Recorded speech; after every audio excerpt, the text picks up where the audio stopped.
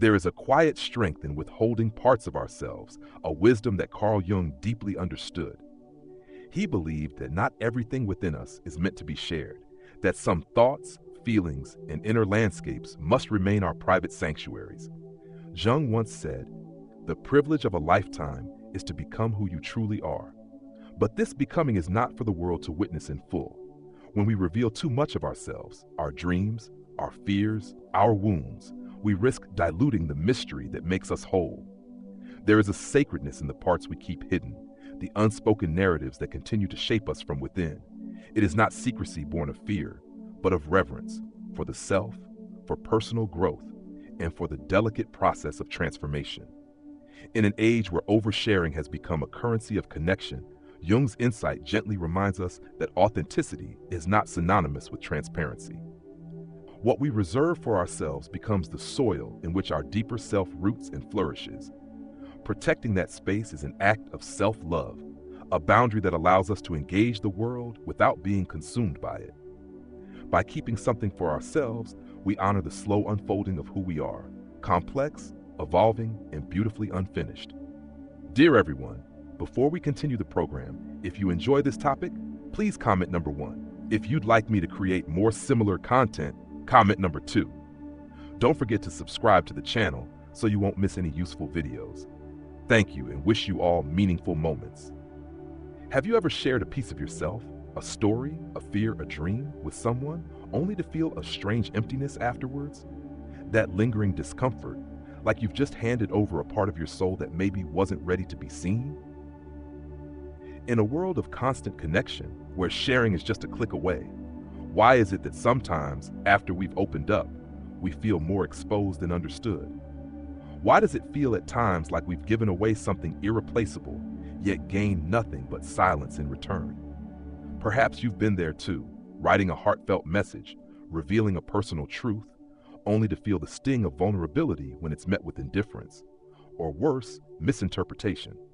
It makes you wonder, how much of ourselves should we truly share with others?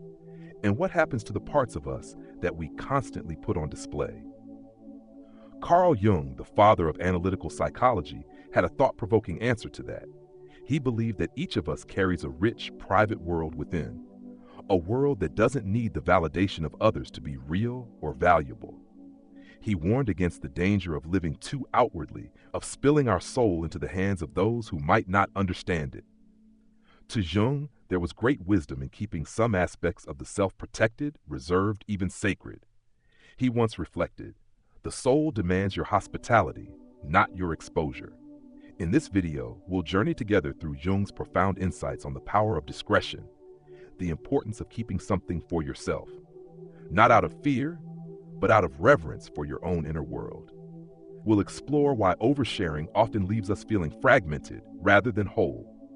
We'll uncover how keeping certain experiences private can nurture personal growth, deepen self-connection, and protect your emotional integrity.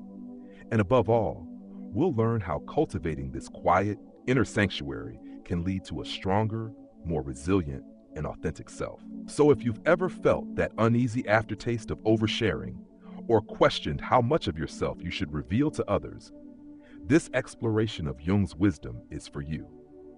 Welcome to Galactic Wisdom, where we dive deep into the teachings of great minds to illuminate the hidden corners of our own. One, the hidden self, the inner sanctuary. We all carry deep within each of us, there exists a hidden self, a private world that we rarely show to others. It is a landscape of dreams, emotions, fleeting thoughts, and even our quiet fears. Carl Jung called this space the self, not to be confused with the persona we show to the world, nor the ego that clamors for attention. The self is deeper. It is the totality of who we are, known and unknown, conscious and unconscious.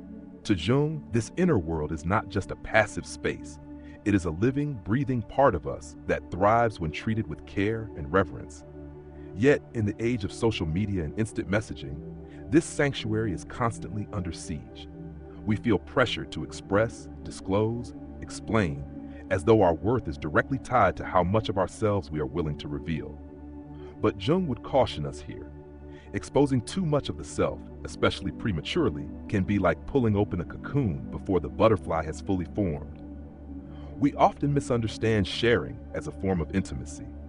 We believe that by baring our soul, we are forging deeper connections.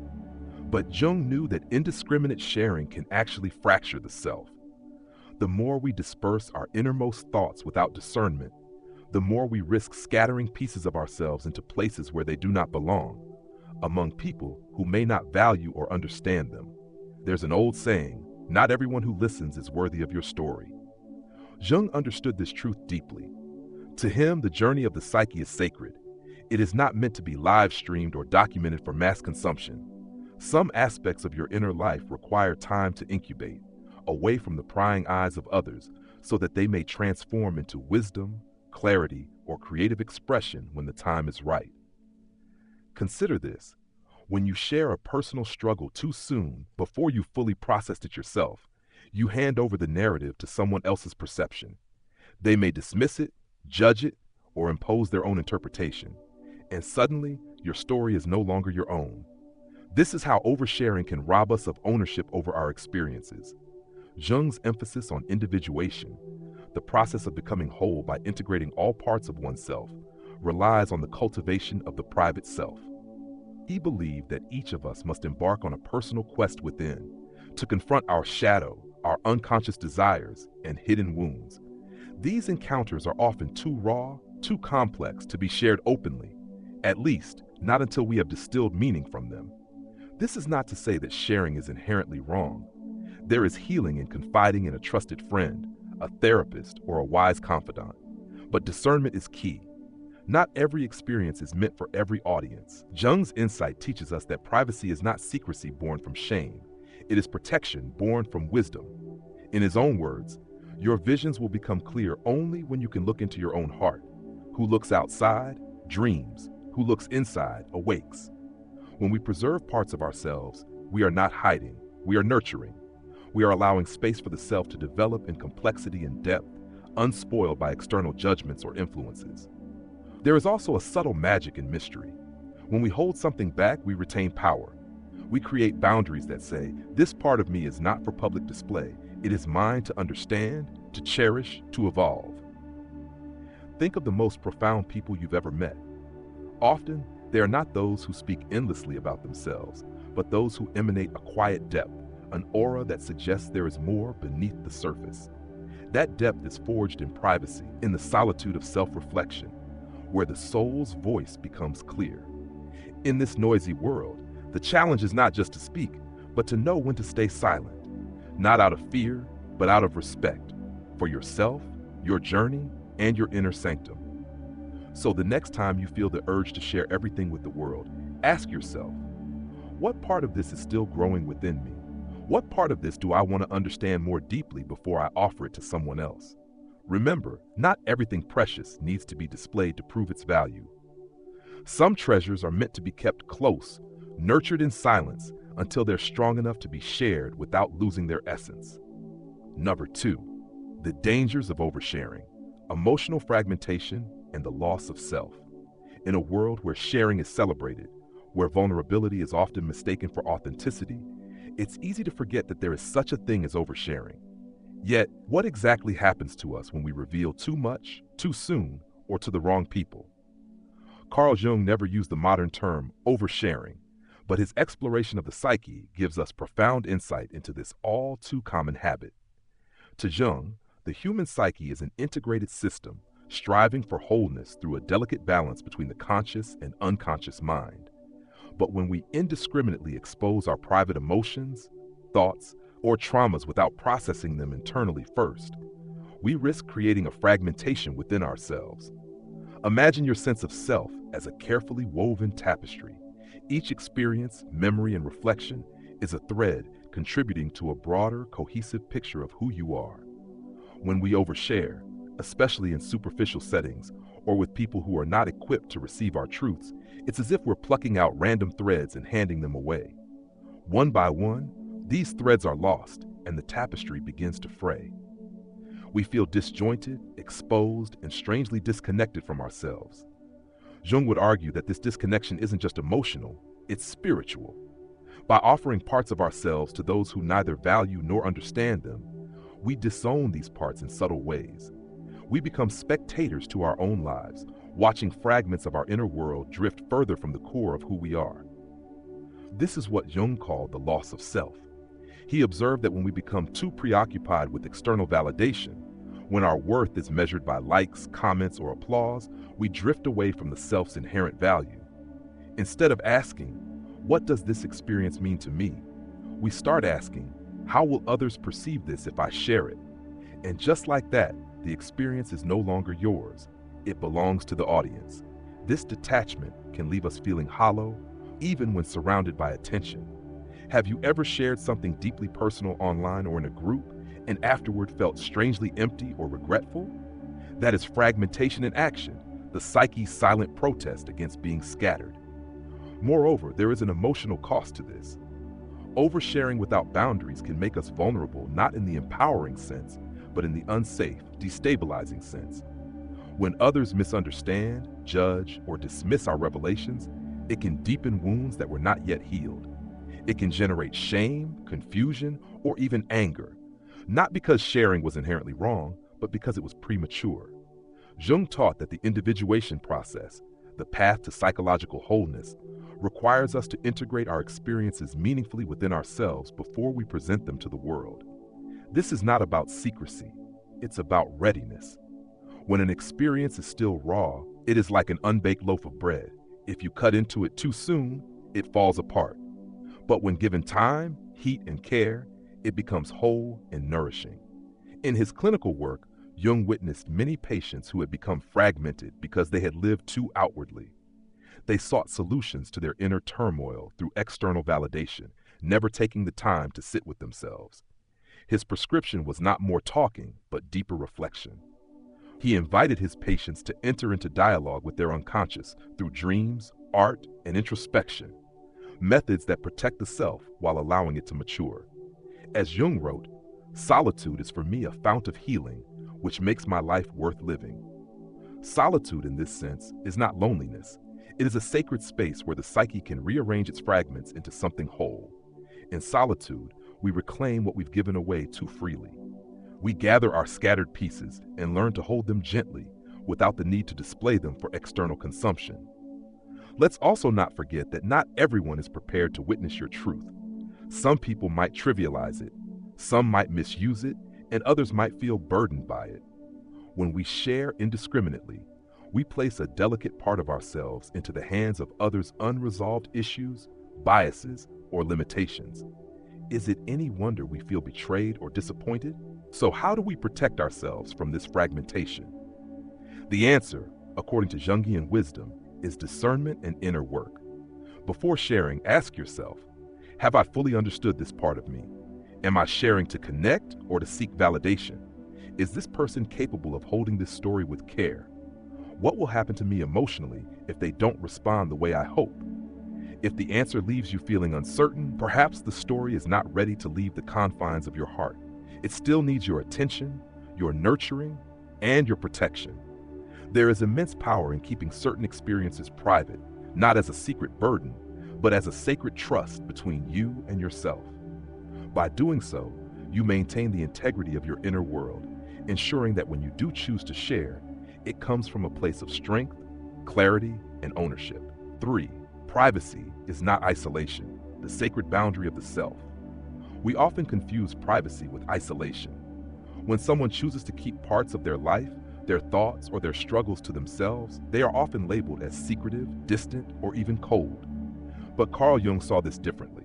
To Jung, privacy wasn't about building walls to shut the world out. It was about cultivating boundaries that protect the soul's garden from being trampled before it's ready to bloom. Let's imagine the self as that very garden. It needs care, patience, and the right conditions to flourish. Some plants grow best in shade, others in sunlight, but almost all need a degree of protection, from harsh weather, from uninvited guests, from pests that might devour them before they have a chance to mature. In much the same way, our private experiences, our struggles, dreams, reflections, need time to root deeply within us before we bring them into public spaces. Privacy is not a barrier, it's a container. It is the space where our inner world is allowed to take shape, free from interference, judgment, or premature exposure. Jung believed that the psyche thrives when given such a sanctuary. In fact, he often stressed that every person needs a hermit space, a psychological refuge where one can withdraw, reflect, and regenerate. This is not a withdrawal born of fear or bitterness. It is a purposeful retreat, a nurturing pause where we listen to the deeper stirrings of our unconscious. Jung wrote, "Loneliness does not come from having no people around you, but from being unable to communicate the things that seem important to you." And yet, not everything important must be communicated right away, or at all. Some truths are meant to remain ours alone, not because we distrust others, but because they form the sacred core of who we are. To reveal everything is to risk making the sacred ordinary. But here's the paradox. When we respect our own boundaries, when we choose what not to share, we actually create more authentic connections with others. How so? Because connection flourishes in intentionality. When we share thoughtfully, what we offer is not a desperate bid for attention, but a gift, something chosen, crafted, and meaningful. Others feel the weight and sincerity of what we reveal. This deepens trust, not just because of what is shared, but because of the unspoken respect for boundaries that comes with it. Contrast this with oversharing. When we reveal everything to everyone, our words lose their gravity. Instead of connection, there is consumption. People consume our stories, our emotions, like fleeting posts on a timeline, scrolled past, forgotten, replaced by the next noise. Jung understood that the self is diminished when it is made too accessible. To remain whole, we must practice discernment. Not every friend is a confidant. Not every audience is deserving of your truth. Not every situation is appropriate for disclosure. And that is not selfishness. It is stewardship. Privacy also allows us to transform our experiences internally before they are externalized. Think of artists, writers, philosophers. They often sit with their thoughts, ideas, and pain for months, even years, before sharing them with the world. In the darkness of solitude, raw feelings undergo alchemy. They turn into insights, art, philosophies, or teachings that can then be shared in ways that uplift, inspire, or comfort. Without this inner incubation, what we share might still be half-formed, brittle, and easily misunderstood. We deprive ourselves of the deeper understanding that only comes from time spent alone with our own mind and soul. Ask yourself, what is the cost of sharing this part of me right now? Am I ready for others' perceptions to shape how I see myself? Or do I need more time to understand this before I expose it to the world? When we maintain privacy with these questions in mind, we create a stronger, more coherent sense of self. We learn that we do not need constant mirrors in other people to see ourselves clearly. Instead, our reflection comes from within, nurtured by solitude, contemplation, and self-respect. Privacy also guards us against the emotional fatigue that comes from overexposure. When we share less, we retain energy. We are less swayed by others' reactions, less caught in the turbulence of external opinions. This preserved energy becomes the wellspring from which we draw resilience, creativity, and peace. Jung often emphasized the balance between the inner and outer worlds. He warned that those who neglect their inner life risk becoming empty shells, forever reacting to the world, but never truly living from within. So privacy is not isolation. It is a conscious choice to honor the self, to tend the garden, build the fence, not to keep the world out, but to ensure that what grows inside has a chance to thrive before it is shared. The shadow self. Why some parts of us are not ready to be shared. There are parts of ourselves that we instinctively hide, not just from others, but even from ourselves. These are the darker aspects of our personality, the thoughts we suppress, the feelings we deny, and the impulses we pretend we don't have. Carl Jung called this realm of the psyche the shadow self. The shadow is not evil, nor is it something to be ashamed of. It simply represents everything within us that remains unconscious, qualities, desires, and fears that do not fit our preferred self-image. But what happens when we share from the shadow without understanding it? When we impulsively expose these hidden aspects, often in moments of heightened emotion or desperate vulnerability, we risk not only misunderstanding by others, but also the deepening of our own confusion. Jung warned that the shadow must be confronted, not projected. When we project our shadow onto others, by venting, confessing, or oversharing in raw, unfiltered ways, we are not actually integrating it. We are simply handing it off, hoping someone else will hold what we ourselves find too heavy to carry. But no one can do that work for us. The integration of the shadow is a deeply personal process. It requires self-reflection, courage, and often solitude. It is not a task suited for the public eye or the casual listener. When we reveal our shadow impulsively, we expose a part of ourselves that we haven't yet learned to hold with compassion. And if others reject or judge that revelation, the wound deepens. Jung wrote, "One does not become enlightened by imagining figures of light, but by making the darkness conscious." That darkness, the unspoken, the repressed, is not meant to be broadcasted. It is meant to be understood first within the safety of our own inner space. We must sit with it, explore it through dreams, journaling, therapy, or creative expression. Only then can we speak of it without it defining us or destabilizing us. Consider moments when someone shares a deeply unsettling truth about themselves, but it comes out as a confession rather than a reflection.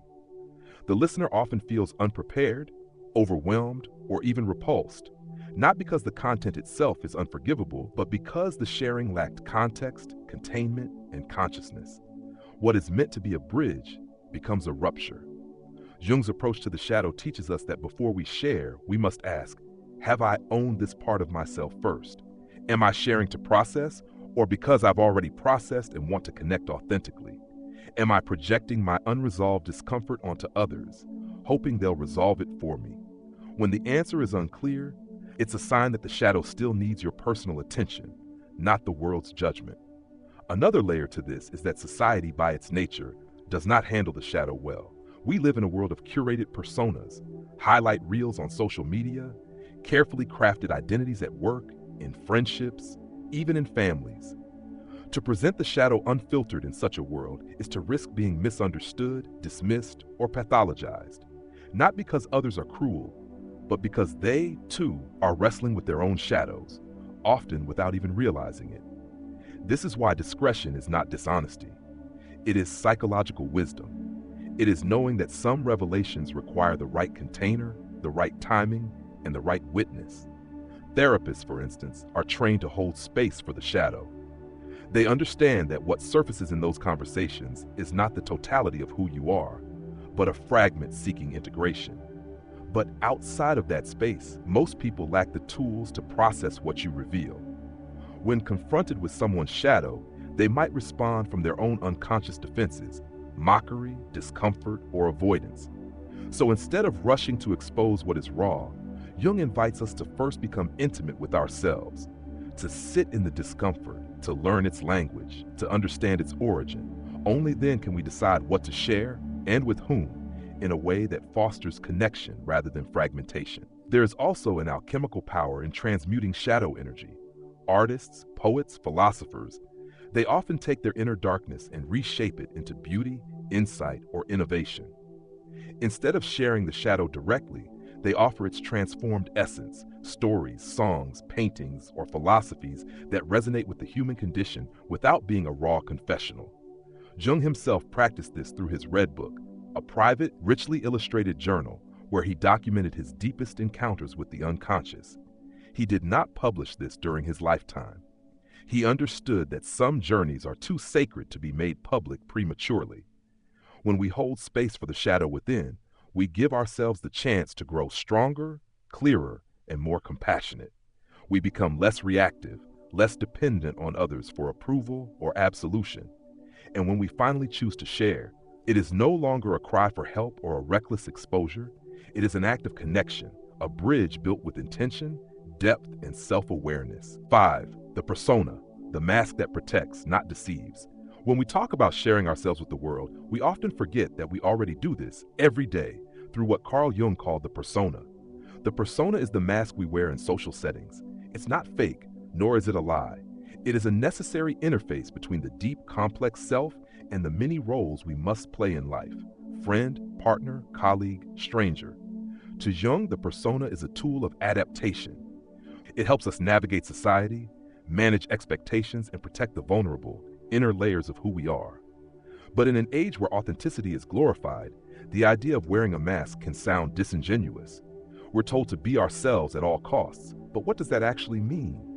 Is every setting worthy of the full exposure of our inner world?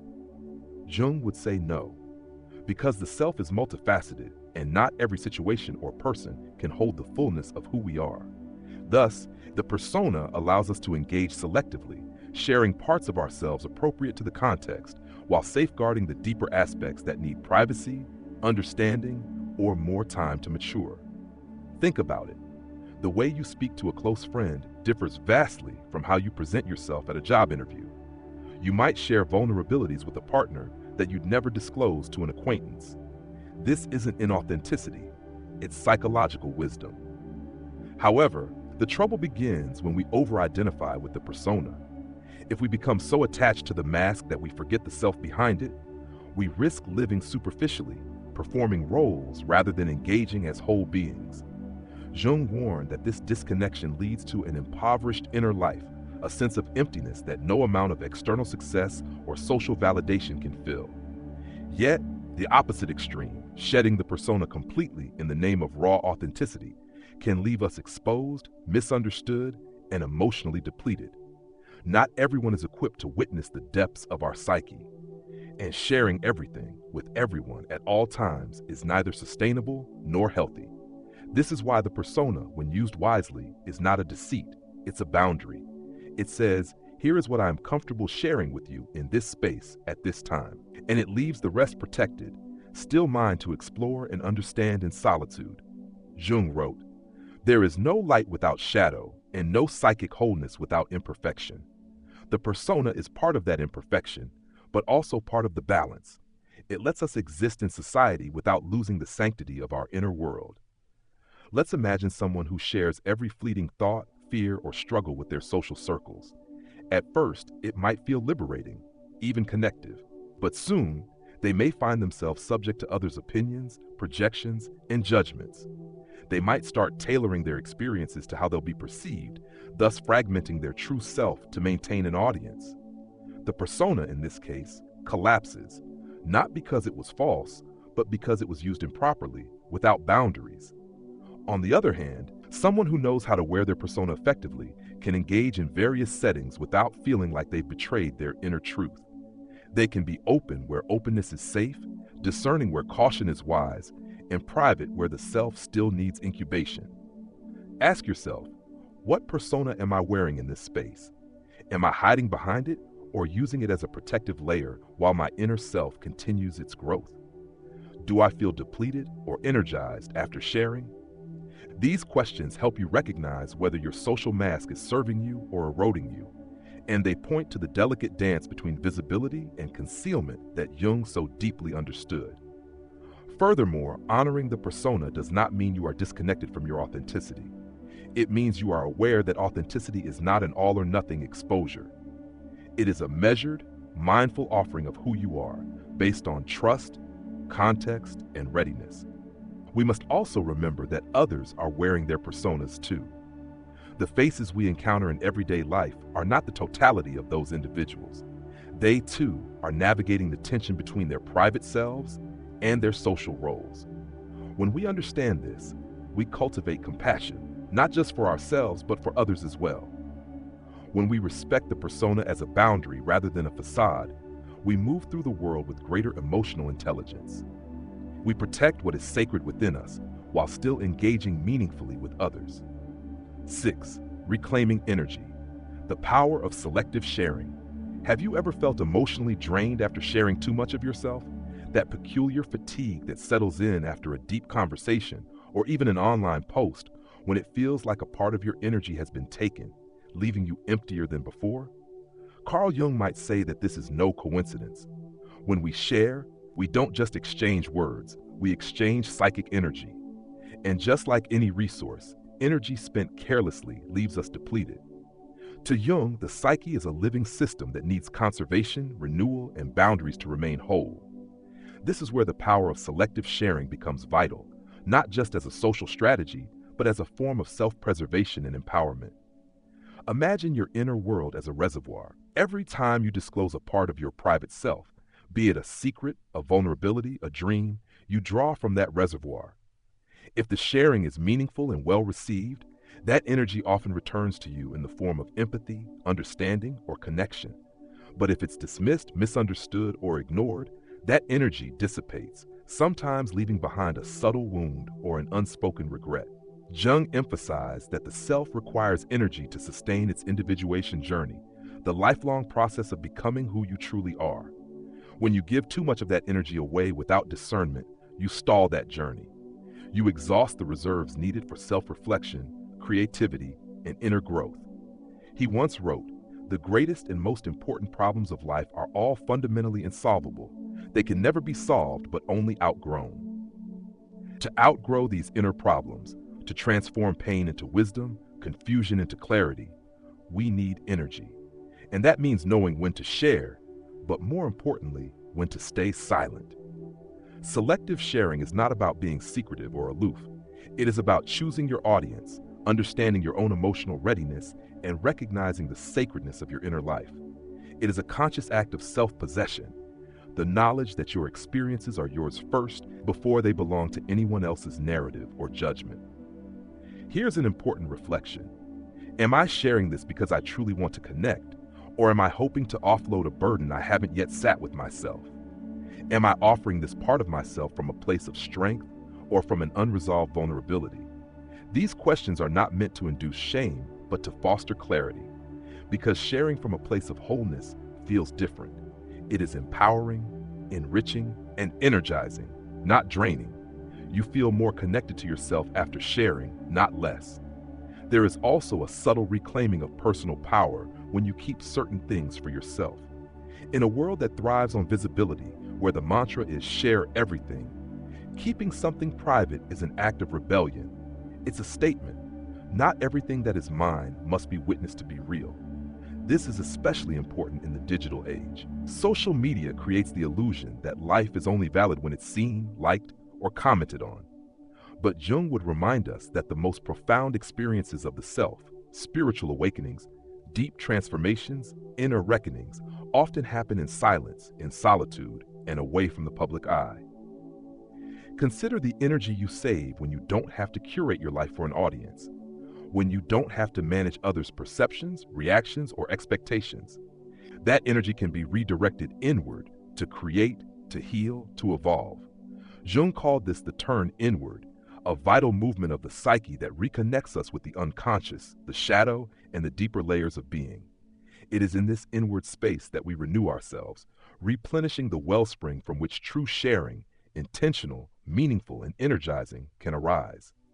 Selective sharing also helps you establish boundaries without guilt. You don't owe the world every chapter of your story.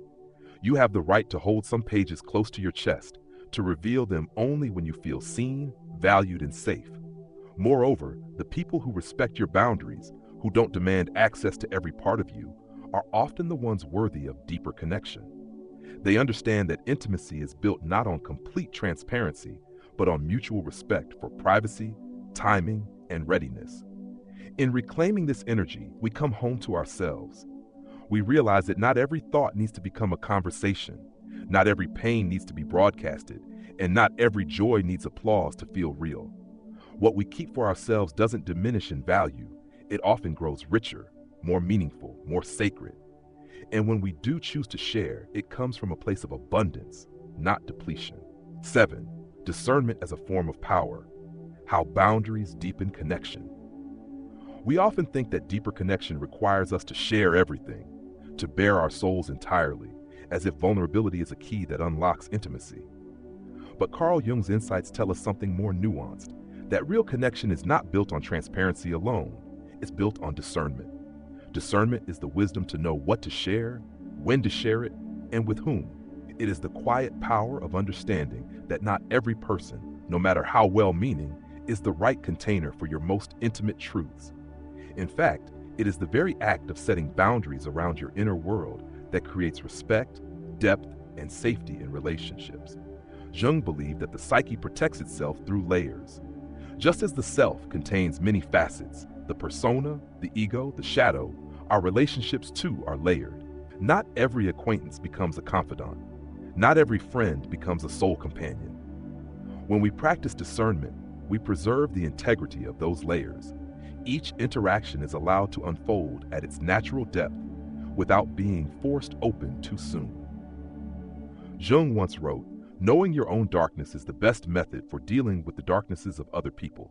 This means that before we share our deeper layers, we must first be intimate with our own darkness, our own complexity. When we've done that inner work, we don't approach relationships as desperate bids for validation. Instead, we share as an act of generosity, not a cry for rescue. Boundaries are often misunderstood. They are not walls that push people away.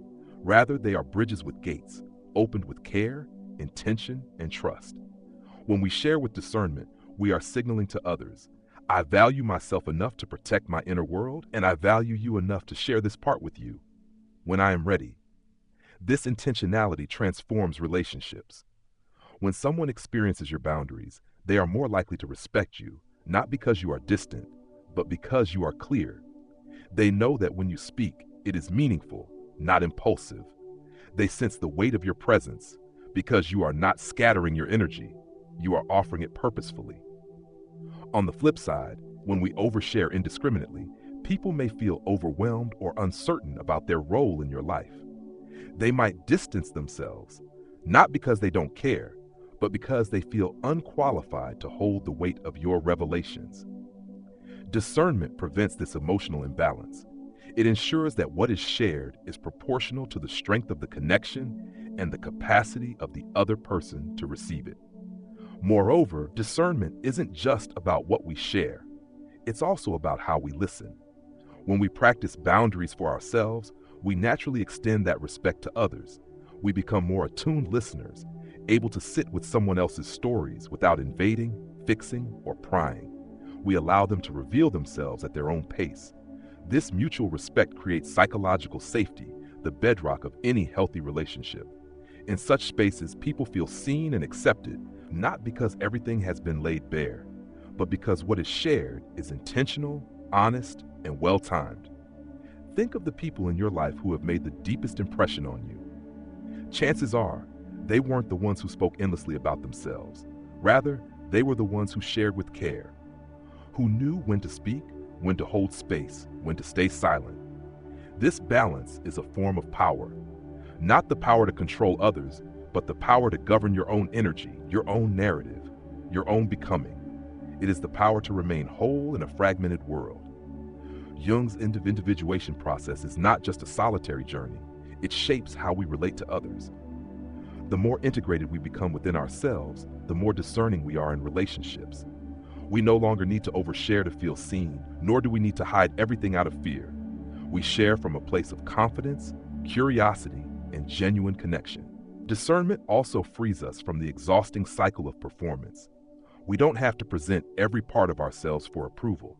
Instead, we engage authentically, knowing that our worth is not determined by how exposed we are, but by how true we remain to ourselves, even in the presence of others. When you master discernment, you find that relationships deepen, not because everything is shared, but because what is shared matters. You become a person of depth, a presence that others feel safe with, not because you reveal all, but because your boundaries create a space of trust and respect. 8. Living Jung's wisdom, practical ways to balance openness and privacy. We've journeyed through Jung's profound insights on the self, the shadow, the persona, and the power of discernment. But now the question remains, how do we actually live this wisdom day by day in our conversations, relationships, and inner reflections? Jung's teachings aren't abstract philosophies meant to stay in books. They are invitations to transform the way we engage with ourselves and others, to live with depth, care, and integrity. And it begins with a simple yet powerful principle. Not everything that is known must be said. Not every thought needs to find a listener, and not every emotion needs to be broadcasted. Step 1. Practice daily reflection. Before you share something deeply personal, pause and reflect. Ask yourself, why do I want to share this? What response am I hoping for? Am I sharing from a place of clarity or from unresolved pain? Writing in a journal can help you process your emotions privately before deciding whether they're ready to be shared. Jung himself was a dedicated journal writer, particularly during the period when he created his Red Book, chronicling his internal dialogues with his unconscious. Journaling creates a safe container where your thoughts can be messy, raw, and unfiltered without the risk of misinterpretation or judgment from others. Step 2. Identify your inner circle. Not everyone deserves access to your private world. It's essential to cultivate an inner circle of trusted people, those who have shown empathy, discretion, and respect. Before sharing, ask, has this person demonstrated the capacity to hold my truths gently? Do I feel nourished after our conversations or drained? By being selective, you preserve the sacredness of your experiences and protect your emotional energy. And equally, you learn to respect others' boundaries, creating relationships built on mutual care rather than emotional dumping. Step 3. Develop your persona consciously.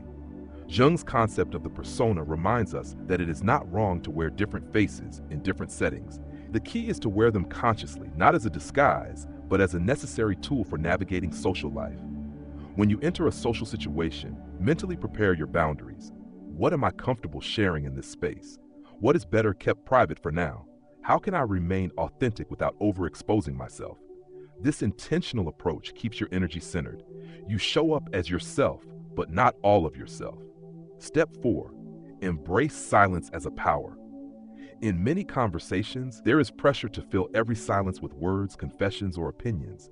But silence, when embraced, can be a powerful space of presence and listening. It allows for reflection, for yourself and for others. You don't need to share everything to be seen. Sometimes your quiet presence speaks volumes. Jung believed that silence connects us to the unconscious, to the deeper wisdom that cannot always be articulated. By cultivating comfort with silence, you build resilience against the urge to overshare. You learn to trust that being understood isn't about revealing everything. It's about being fully present, even in what remains unspoken. Step 5. Create rituals of privacy. In an age where everything is shareable, it's a radical act to create rituals of privacy. These can be simple: a morning meditation where you sit with your thoughts without judgment, an evening journaling session to process the day's emotions, setting clear boundaries on social media, choosing consciously what you post and what you keep offline, creating art, music, or writing that remains just for you, at least for a time. These private practices become sanctuaries for the self, places where your inner world can evolve without the noise of external commentary. Step 6. Accept that some things are meant to be yours alone. Finally, understand that not everything needs to be shared. Some experiences, dreams, and insights are meant to remain within you, not out of shame, but out of reverence. Jung recognized that the self is vast, and much of it is unknowable even to ourselves. There is beauty in that mystery. As he wrote, the most terrifying thing is to accept oneself completely. To accept oneself completely is to acknowledge that some aspects of your being will remain private, sacred, and even wordless. And that's not just acceptable, it's necessary.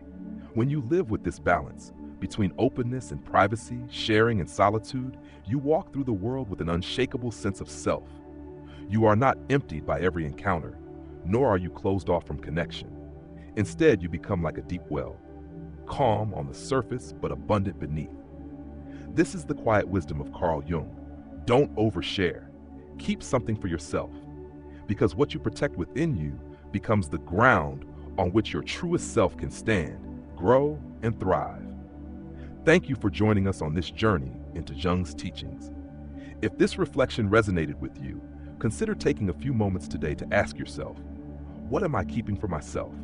And what part of me is still growing quietly, away from the eyes of the world? You might just find that in that quiet space, your soul is speaking. Thank you for spending this time with us on Galactic Wisdom. We hope that Jung's insights have inspired you to cherish the quiet spaces within yourself and to honor the parts of your life that deserve privacy, reflection, and care. If this exploration spoke to you, let us know. What is one thing you've decided to keep just for yourself?